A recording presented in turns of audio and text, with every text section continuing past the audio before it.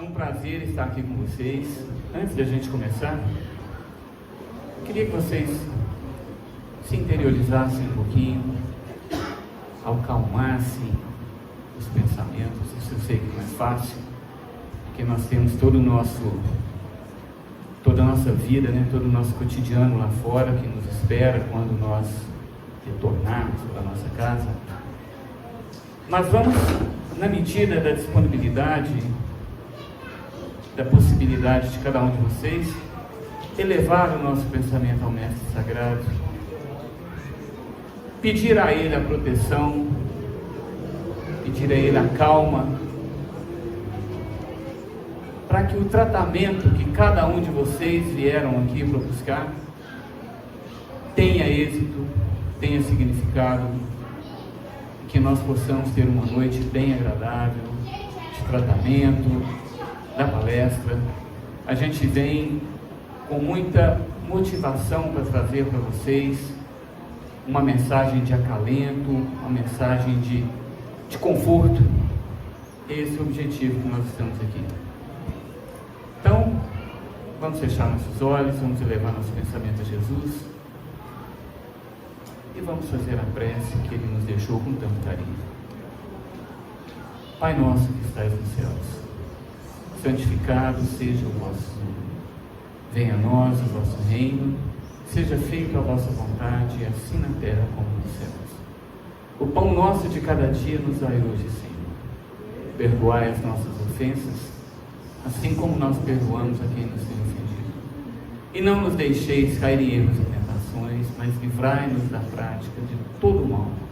Reconhecemos em Ti, Senhor, todo poder e glória, e a Ti damos graças. E é nessa noite maravilhosa que nós queremos ficar na Tua paz. Que assim seja.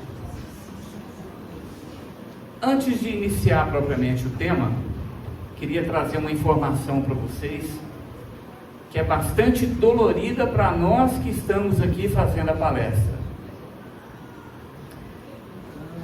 Uma estatística feita pela UCOP, Universidade da Califórnia, nos Estados Unidos, trouxe a seguinte informação para nós: a retenção do conteúdo de uma palestra, ou seja, o que vocês vão guardar dessa palestra de hoje, daqui a 45 minutos, quando ela terminar, vai ser de 50% do que foi falado em 45 minutos. Após 24 horas, essa retenção cai para 20% a 30%. Ou seja, amanhã nesse horário, vocês vão se lembrar mais ou menos de 20% a 30% do que for dito aqui agora. Após 72 horas, esse percentual cai para 7%. Olha que terror! A gente se prepara para trazer uma palestra para vocês, e daqui a 3 dias, o máximo que vocês vão se lembrar serão 7% do que foi dito hoje. Daqui uma semana, provavelmente vocês não se lembrarão mais do nome da palestra e muito menos do nome do palestrante.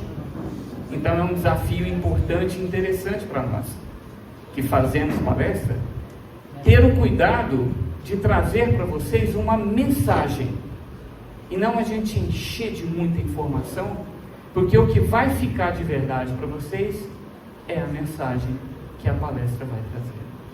Então a gente tem que ter sempre isso, em mente, nós palestrantes, para poder falar sobre um tema aqui na frente. E o tema que eu trouxe hoje para a gente conversar um pouquinho é sobre autoproteção. Esse foi o tema que eu escolhi para trazer aqui na noite de hoje. E para a gente dar assim, a propósito, meu nome é Derli, viu gente? Daqui uma semana, tá? Derli, palestra autoproteção. Como é que é meu nome mesmo? Derli. E o nome da palestra? Autoproteção. 7% garantido, hein? Para a gente poder dar uma sintonizada, nós vamos pensar o seguinte: se eu pensar em autoproteção material, por exemplo, no frio, o que eu posso fazer para me proteger nas noites ou no período de frio? Aquecedor, né? Coberta, roupas quentes, um chazinho, né? E na Covid? O que nós fizemos durante a Covid para nos proteger? Lembra? Distanciamento, né? Álcool gel, muito bem. E se nós estivermos numa guerra, o que nós vamos fazer para nos proteger? Proteger nosso corpo. Nós vamos procurar uma estrutura para a gente se esconder, não é? Vamos reservar alimentos, medicamentos, água. A autoproteção, quando nós falamos da nossa parte material, é nessa linha que a gente sempre pensa, que a gente tem que se proteger de alguma forma diante de algo que nos atinge. E o tema autoproteção, ele foi extraído do Evangelho de Emmanuel, onde ele faz comentários sobre o Evangelho de Mateus. Emmanuel, que tem uma habilidade, né? Emmanuel, ele é muito bom para quem lê, para quem tem que fazer alguma dissertação do texto de Emmanuel, né, Paulo Rabelo? É um desafio, porque Emmanuel, dependendo da frase que ele nos traz, você tem ali a oportunidade de fazer um estudo, de fazer uma palestra em cima de uma frase dele. Então, cada capítulo que ele traz nesse livro, ele traz para a gente sobre um aspecto moral relacionado à vida espírita cristã. Mais um detalhe, a autoproteção que ele traz, que nós vamos conversar aqui um pouquinho, não é da autoproteção da matéria. Obviamente, nós vamos falar aqui sobre a autoproteção nossa espiritual. Ah, mas tem jeito da gente se proteger espiritualmente? É sobre isso que nós vamos conversar um pouquinho.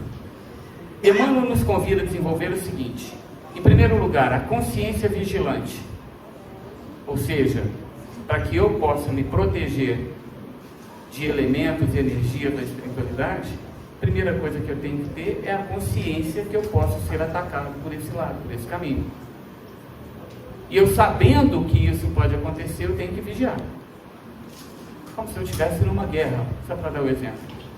Não é porque é noite que numa guerra você vai dormir tranquilamente, né? Você vai estar em vigília o tempo todo.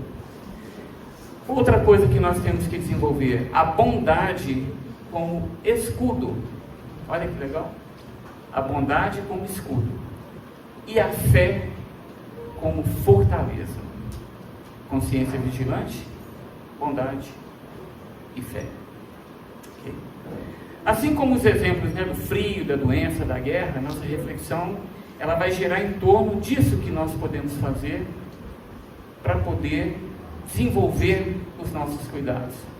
Porque nós sabemos de uma coisa, meus irmãos e minhas irmãs, eu acho que todos nós aqui, ou pelo menos todos que têm um pouco de conhecimento da doutrina espírita, porque essa casa abraça, independente de quem é que profetiza, professa a doutrina espírita, mas para quem estuda a doutrina espírita, sabe que um mal que eu tenho no corpo físico, ele se reflete no meu espírito, correto?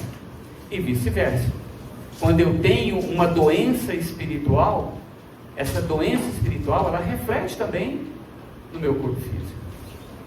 Então, lá em Mateus, no versículo 2, ele diz o seguinte: porque com o critério com que julgardes, sereis julgados. E com a medida que tiverdes medido, vos medirão também. Eu vou ler de novo para a gente fixar. Porque com o critério que julgardes, sereis julgados. E com a medida que tiverdes medido, vos medirão também. Ou seja, aquilo que o meu corpo físico vai fazer, vai voltar para mim. Aquilo que o meu espírito fizer, vai voltar para mim. Então essa é a tônica desse bate-papo nosso aqui na noite de hoje. Então Jesus nos mostra com essa passagem que existe uma lei de reciprocidade moral. Não é só a pedra que eu mando e a pedra vai voltar em mim. Aquela palavra mais agressiva que eu tratar alguém, obviamente, eu vou abrir a oportunidade, vou abrir o direito da pessoa devolver uma palavra ríspida na mesma medida.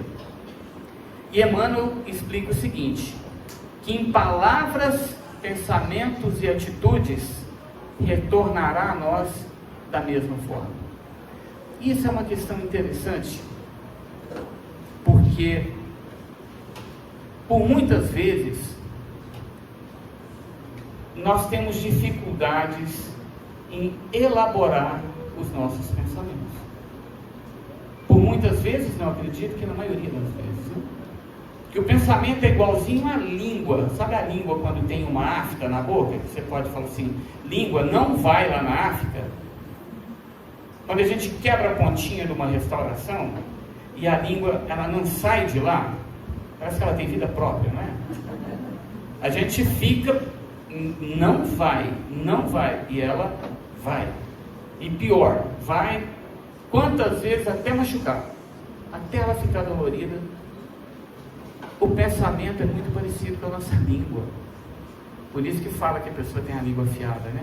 Imagina a velocidade do pensamento, quanto é rápida, e a língua que tem vida própria. A coisa não fecha bem a conta, né? Porque se eu pensar uma coisa boa, eu vou falar rapidamente uma coisa boa. Mas se eu pensar uma coisa ruim, a minha língua vai explodir essa coisa ruim na mesma velocidade. Então, quando a gente fala que a gente tem que cuidar dos nossos pensamentos, é uma coisa muito delicada, porque é tudo muito rápido. E Emmanuel explica que para compreender essa primeira lei, ou seja, da reciprocidade moral, para que a minha língua, o meu pensamento, não provoque um retorno desagradável para mim, eu compreender isso é o primeiro passo para a minha autoproteção espiritual. Primeiro passo. Compreender essa lei nos leva a um outro ambiente, que é o nosso campo vibratório. Eu diria para vocês o quanto é importante para o entendimento e vivência da doutrina espírita que nós pudéssemos dedicar um pouco mais de tempo, estou generalizando, né? Para um grupo de pessoas, a gente dedicar um pouco mais de tempo para entender a respeito desse negócio chamado campo vibratório.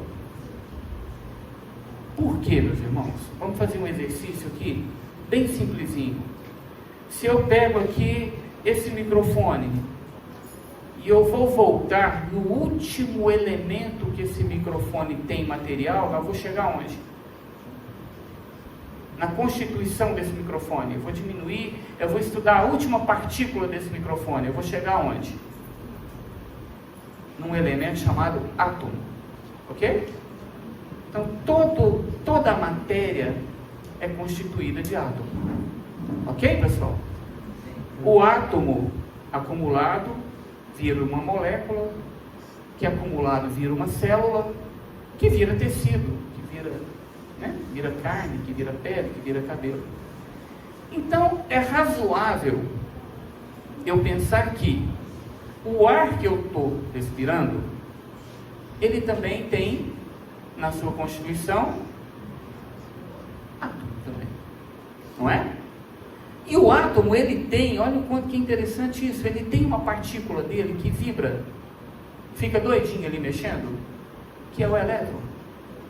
Esse elétron, ele gera uma carga elétrica.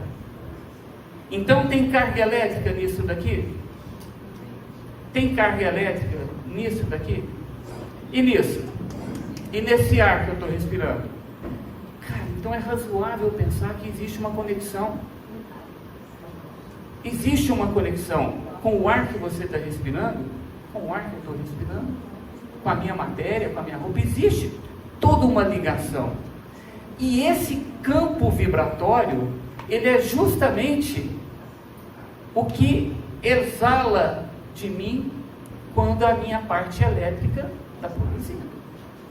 Então, se eu sou uma pessoa do bem, e eu chego perto de uma determinada pessoa, é muito comum, às vezes a pessoa fala assim, nossa, eu gosto tanto da presença daquela pessoa, me faz muito bem. E o contrário? Quantos de nós aqui já entramos em ambiente, pela primeira vez que nós fomos naquele ambiente, eu não conhecia o lugar nem as pessoas, e eu entrei naquele ambiente, o que eu senti? Nossa, mas não está bom aqui, né? Parece que esse ambiente aqui está pesado. Por que eu tenho essa impressão? Talvez eu nunca tive a minha mediunidade desenvolvida, e eu chego num lugar e eu tenho a impressão que aquele lugar é ruim, é pesado. Por quê? Porque a vibração daquele lugar conecta com todo o ambiente, e quando eu chego eu sinto a vibração daquele lugar. Não é tanto um efeito mediúnico isso, tem até um pouco da parte científica da história, né? Por quê? São os elétrons vibrando. Então, se eu consigo perceber uma coisa negativa por conta desse exemplo que eu dei, será que o meu pensamento para aquela senhorinha lá do fundo que está com a camisa, com a roupinha vinho, senhora que está com a camisa vinho, isso, será que se eu forçar o meu pensamento e mandar uma energia positiva para você, esse campo vibracional vai vibrar e vai chegar até você? Sim. E o negativo? Então, se eu mando uma vibração negativa, o que vai acontecer comigo? Eu abro um canal para que ela volte. Então, esse campo vibratório é muito importante para nós que estudamos a doutrina espírita, porque aí está a sua vulnerabilidade, a sua autoproteção fica vulnerável. Porque da mesma forma como eu posso mandar um pensamento negativo para o Senhor pode mandar um. E esse pensamento ruim, no passado, era usado, né? A pessoa é um bruxo, a pessoa é isso, é aquilo. Não é nada disso. É porque ela tinha a noção e a força do pensamento para que, quando ela canalizava aquele elemento negativo, ela conseguia transmitir. E quando nós, pensando nesse campo vibratório, vamos pensar o seguinte: se eu emitir compreensão, o que eu vou atrair? E se eu emitir crítica, o que eu vou atrair? E se eu irradiar amor? Eu vou receber amor. Tem até aquela máxima que fala, né, que gentileza gera gentileza. Por quê? Porque quando eu faço uma gentileza, eu estou vibrando isso dentro. Estou fazendo isso de forma amorosa, carinhosa. Eu quero ser gentil com aquela pessoa com o ato simples de receber aquela gentileza, ela devolve no padrão vibratório essa mesma gentileza. São Francisco. Exatamente. Quando Emmanuel diz que compreender essa lei é o primeiro passo, ele fala o seguinte: que somente quando entendermos que somos a fonte da vibração que recebemos, podemos cuidar do que emitimos. Sabe aqueles 7% que vocês vão lembrar da palestra? Eu posso dar uma dica? Guardem isso aqui, ó. Somos a fonte das vibrações que nós recebemos. Eu vou dar um exemplo para fixar. Alguém aqui já foi numa mina d'água? Brota água de lá, não é? Alguém já viu a água voltar para a mina? Não, né? Então, uma fonte é algo onde gera alguma coisa e vai embora. Uma fonte de energia. A gente liga um equipamento na tomada, aquela fonte de energia vai mandar a energia para o instrumento. Mas o que o Emmanuel está falando aqui não é isso. Olha bem, somos a fonte de vibração que recebemos. Olha o quanto Emmanuel é especial. Por que ele fala isso? Porque eu sou a fonte, aquilo que eu vou gerar é o que eu vou receber. É uma fonte diferente, não é uma mina que a água nasce e vai embora. O meu pensamento, meu corpo espiritual, é uma fonte do que eu vou receber. Guardem isso. É muito importante. O cuidado íntimo que nós devemos ter para manter essa alma equilibrada é essa autoproteção. E quando a gente fala de equilíbrio, eu acho interessante que a gente fala assim, para a gente poder evoluir, a gente não consegue, é um pensamento meu esse, tá, gente? A gente não consegue evoluir em um único aspecto. Eu acredito, pelos meus estudos, por tudo que eu já tive a oportunidade de vivenciar até hoje, que nós temos 3 elementos. Eu tenho um elemento espiritual, eu tenho um elemento moral e um elemento técnico que me acompanha, que vai provocar a minha evolução.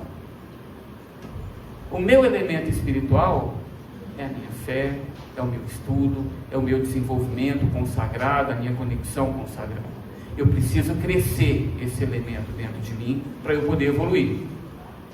Já o meu elemento moral sou eu, na minha família, na minha egrégora, no meu trabalho, com o meu vizinho. Eu preciso também crescer esse aspecto em mim. Não adianta eu ter fé e não ser uma pessoa que respeita o vizinho.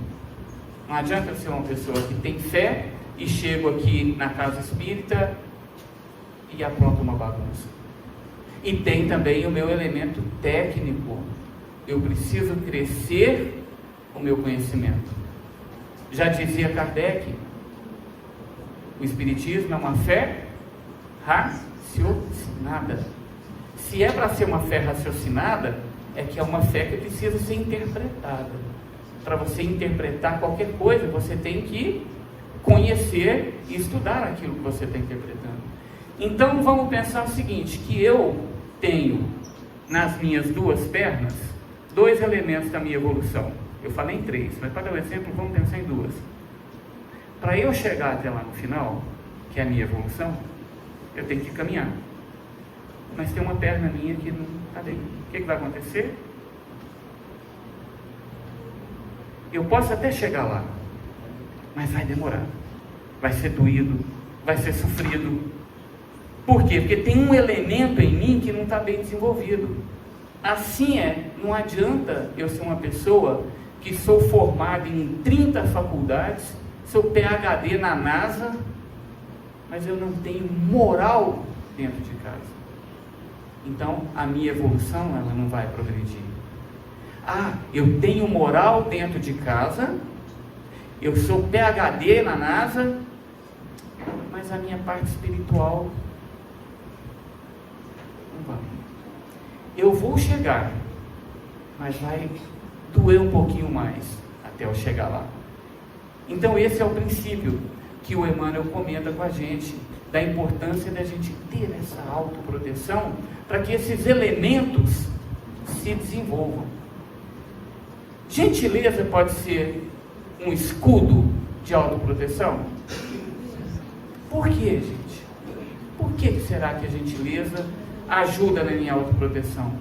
Porque se eu, ao longo do meu dia, eu levar sempre a educação, o respeito, a gentileza, o carinho, a caridade, ao longo do meu dia, eu vou ser a fonte que vai receber tudo isso. Eu vou emanar e vou receber. Vou emanar e vou receber. Então a gentileza, ela passa a fazer parte de um elemento que vai ajudar a minha proteção espiritual. Olha que legal. Quer dizer que ser gentil me protege? Sim. E muito. Mas às vezes a gente ser gentil, parece que, será que ser gentil no ponto de ônibus?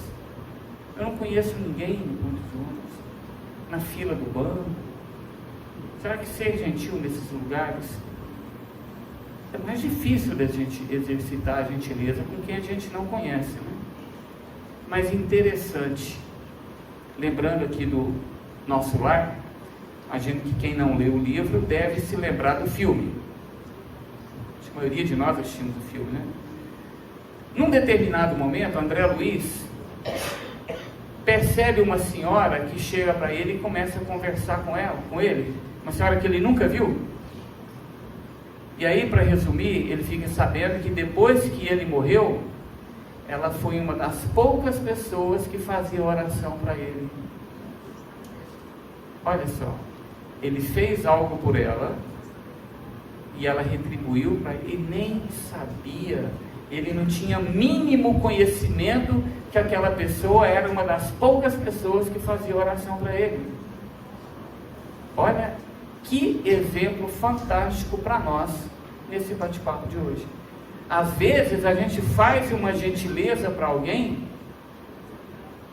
e eu não conheço aquela pessoa. A pessoa às vezes devolve para mim essa gentileza com muito mais força, com muito mais verdade do que às vezes quando eu faço para uma pessoa que eu conheço. Às vezes não volta para mim na mesma medida, né? A palavra endurecida, no gesto mais ríspido, impaciência, gera no campo mental energias negativas. Vamos pensar aqui num exemplo.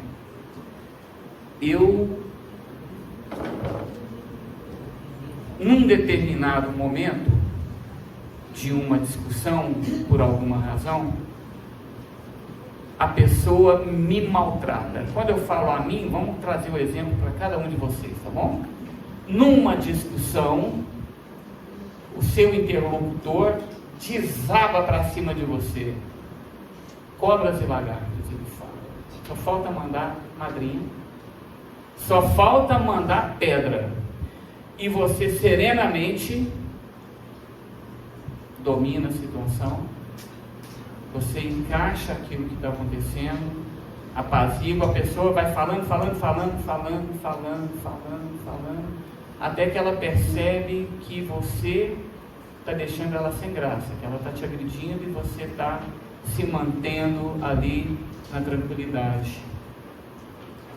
Termina a discussão, a pessoa vai embora e você vai embora para casa. Quem vai chegar em casa com tranquilidade?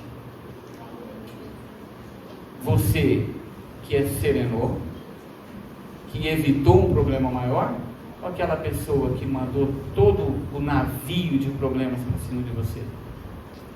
Para a gente refletir sobre isso, é muito importante pensar dessa forma. Porque o que sentiremos depois é o fruto dessa autoproteção moral. Porque naquele momento você estava se protegendo de todas aquelas energias negativas que estavam sendo jogadas para cima de você, pelo fato de você manter a tranquilidade, manter seu centro, a tranquilidade. Aquilo te protege das energias negativas que ele estava te mandando. Não vem, não entra. É um escudo fantástico para que nós possamos ter essa. E outro aspecto importante também é a tolerância. Essa tolerância muito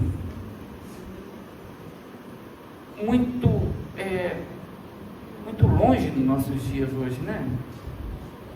Até me faltou palavras aqui, ela está muito escondida, muito sumida, fora de uso. Tolerância e respeito, está meio fora de uso, né? Mas quando entendemos que cada pessoa está num grau evolutivo diferente do nosso, isso chama-se maturidade espiritual. Eu vou conversar, vamos imaginar outro exemplo. Eu gosto muito de puxar esses exemplos, né?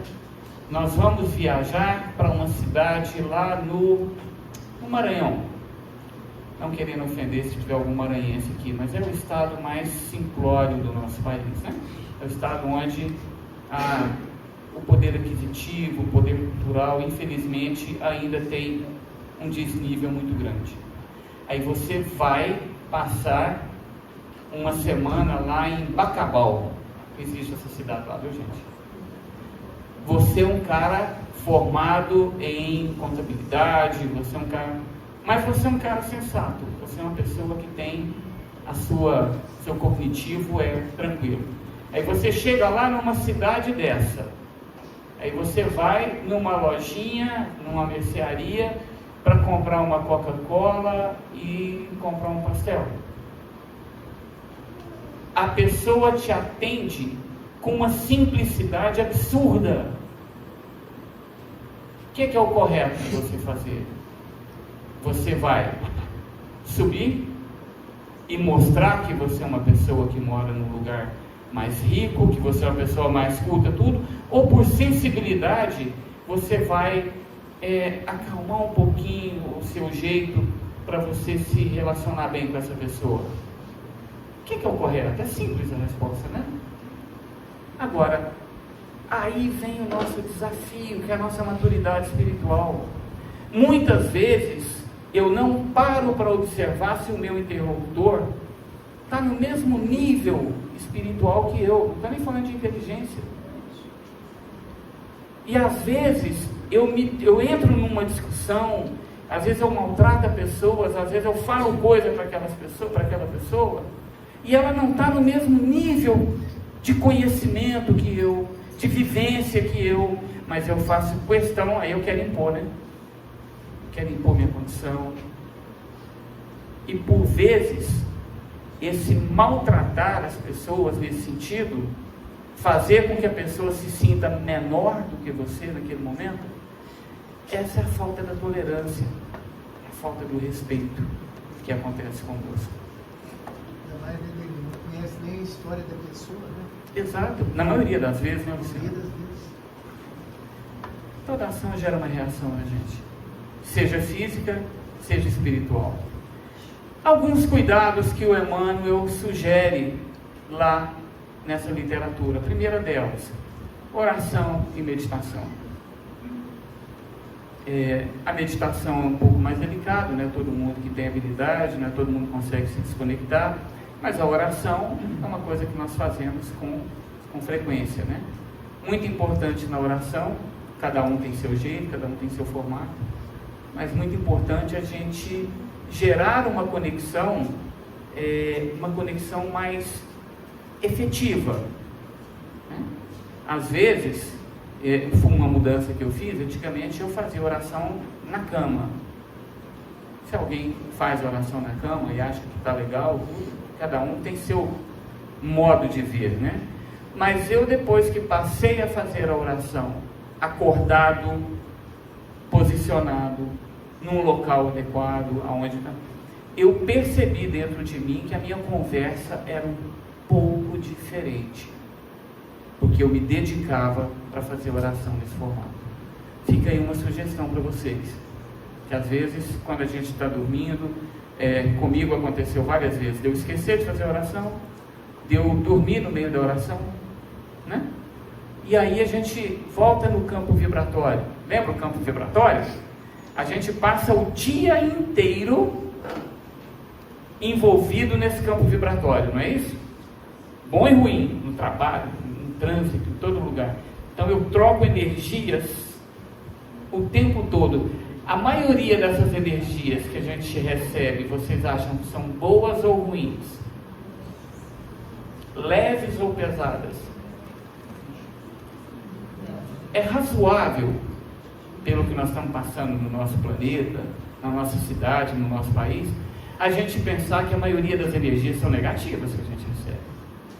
Aí eu quero ter aquele pensamento de super-herói, que eu passo 14 horas acordado, né? Eu passo 12 horas acordado, me relacionando com as pessoas, trocando essas energias mais densas. Aí eu quero ser um super orador. Em 2 minutos de oração, eu quero combater essa energia negativa que eu peguei durante o dia todo, né? Lógico que a gente não vai fazer uma oração de 14 horas, mas tem que ser uma oração mais fundamentada, tem que ser uma coisa tipo assim, um escudo mais forte. Eu tenho que aproveitar esse tempo de conexão com o sagrado, para que nesses minutos que eu dedicar à oração, eu conseguir absorver energias maiores do que aquelas que eu recebi durante o dia. Outra coisa, leitura edificante, também Emmanuel sempre fala isso para nós, é a vigilância dos pensamentos, né? Os nossos pensamentos têm origem muito diversa.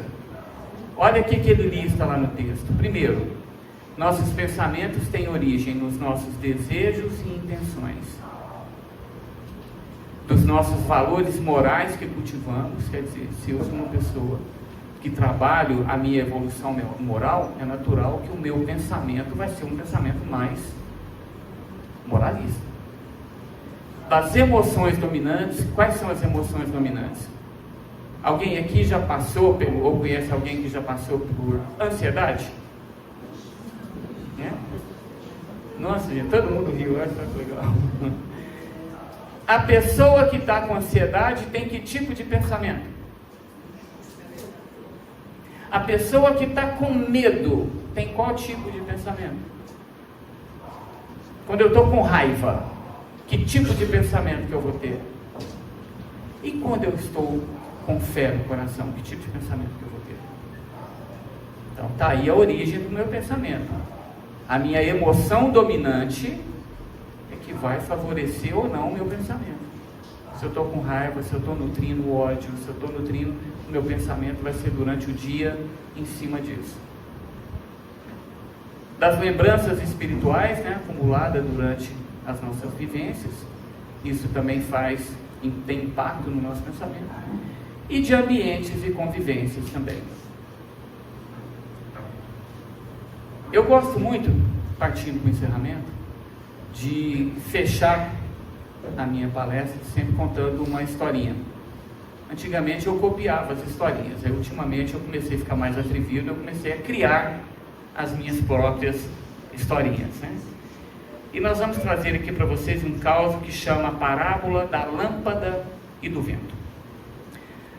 Conta-se que certa vez um discípulo procurou seu mestre, dizendo o seguinte: mestre, eu ando tão cansado, as pessoas são rudes, invejosas, o mundo parece cheio de sombras para mim. Sinto-me como uma chama pequena, pequena que está prestes a apagar. O velho mestre sorriu amorosamente para o discípulo, pegou uma lâmpada de óleo, uma lamparina, uma lâmpada de óleo, catou o discípulo pelas mãos e falou assim: me acompanha. E eles foram até o alto de um monte que tinha perto da casa desse sábio. Subiram em silêncio, e lá em cima tinha um vento, uma brisa suave que estava passando naquele momento. O mestre olhou com carinho para o discípulo e disse o seguinte: a partir de agora, essa lâmpada, acendeu ela, entregou para ele. A partir de agora, essa lâmpada está sob a sua responsabilidade. O mestre olhou para o discípulo ficou com um semblante meio não entendendo, mas falou: bom, deve ter alguma coisa nisso daqui. Ele pegou para si a lâmpada e de repente o vento aumentou um pouquinho. No que o vento aumentou, começou a querer apagar a chama. O que o discípulo fez? Ele rapidamente levou as mãos, em volta, aquele exercício que a gente faz para não deixar o vento apagar a chama. E ele pegou, e quando ele olhou assim para o mestre estava olhando e rindo para ele, falou assim: percebeu? O que eu percebi, mestre? Ele falou: sim, é a alma humana. O vento são como as palavras duras, das críticas, das ofensas, que sopra de todos os lados. Mas quem se preocupa em sustentar a luz, precisa aprender a fazer o abrigo correto para não deixar a chama se apagar. Aí o discípulo observou, refletiu e perguntou: mas e se o vento for muito mais forte do que a capacidade das minhas mãos de evitar com que a chama se apague? Aí o velho sábio respondeu para ele e falou o seguinte: então não lute contra o vento, aprenda a acender a tua luz interior. Assim não terá nenhum vento que apagará o que estiver protegido por dentro com você. Finalizou dizendo o seguinte: a chama que se firma em Deus jamais se curvará às tempestades. Na volta ao vilarejo, o discípulo percebeu o seguinte: que nada havia mudado. As pessoas ainda murmuravam, reclamavam, resmungavam, ofendiam, as dificuldades continuaram do mesmo jeito. Mas ele se sentiu iluminado por dentro, guardando a chama interior que o Mestre o ensinou a acender.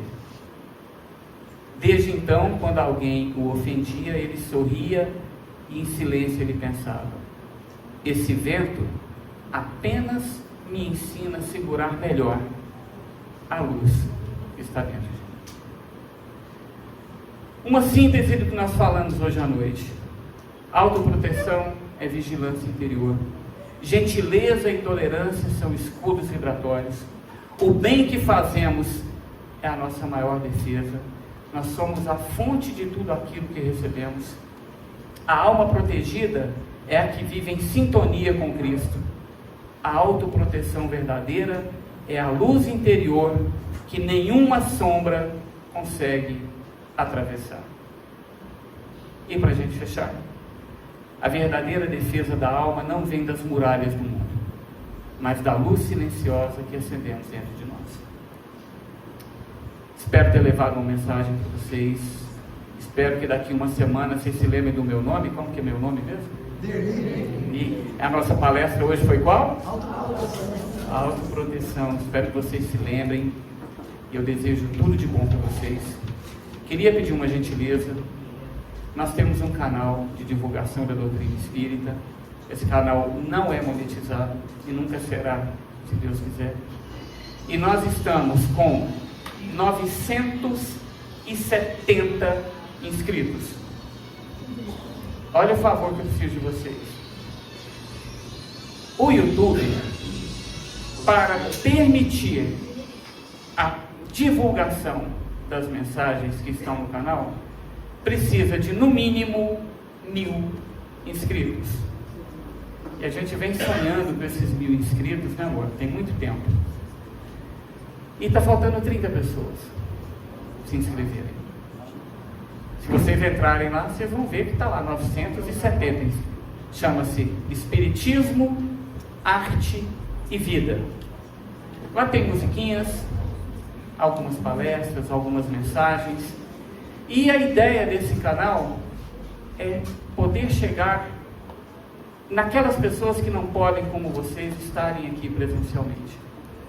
Aquelas pessoas que gostariam de receber uma informação, de ver uma música nova, ver alguma coisa nesse sentido.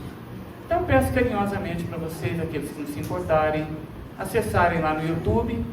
O canal chama Espiritismo, Arte e Vida. Tem a simbologia de uma borboletinha, uma bolinha com uma borboleta no centro. Se vocês nos auxiliarem, eu vou ficar muito agradecido por essa ajuda de vocês. Fiquem com Deus, fiquem em paz, que vocês possam retornar para a casa de vocês com tranquilidade, levar harmonia e alegria para os seus que lá ficaram, e que aqui durante os tratamentos de hoje, que Deus em misericórdia consiga atender e acolher o coração de cada um de vocês. Muito obrigado.